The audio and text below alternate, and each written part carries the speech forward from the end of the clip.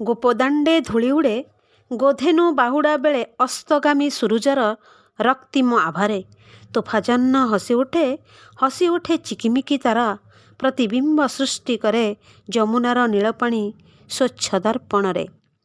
ତୁମ ପାଦର ଘୁଙ୍ଗୁର ରୁଣୁଝୁଣୁ ଶୁଭୁଥିଲା ଗୋପଦାଣ୍ଡ ବ୍ରଜଭୂମି ବାୟୁମଣ୍ଡଳରେ। ତୁମ ବଂଶୀ ଡାକୁଥିଲା ଯମୁନା କୂଳକୁ କେବେ ରାସକ୍ରୀଡ଼ା ରଚିବାକୁ, କେବେ ଡାକ ଶୁଭୁଥିଲା ତମାଳ କୁଞ୍ଜରେ। ତୁମେ ତ ଲୀଳାର କର୍ତ୍ତା, ତୁମେ ପୁଣି ଗୋପବାସୀ ଯଶୋଦାଙ୍କ କଲିଜା ରଙ୍କୁଣୀ ରତନ।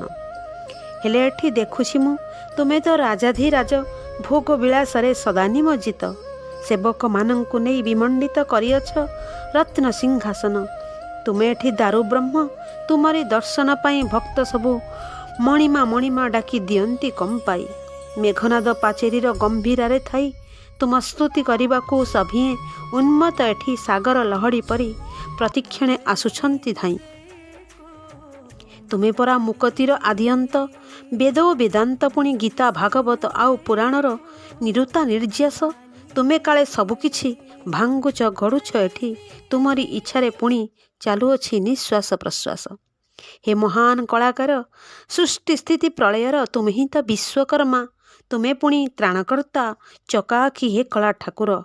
ଦୁଃଖ ମୁଁ ହିଁ ଜଣାଉଛି ତୁମ ସୃଷ୍ଟି ସମ୍ଭାରରେ ଅମୃତ ପରଶି ଦେଇ ସୁଖ ଶାନ୍ତି ଭରିଦିଅ ଏ ଧରାକୁ କରିଦିଅ ସବୁଜ ସୁନ୍ଦର।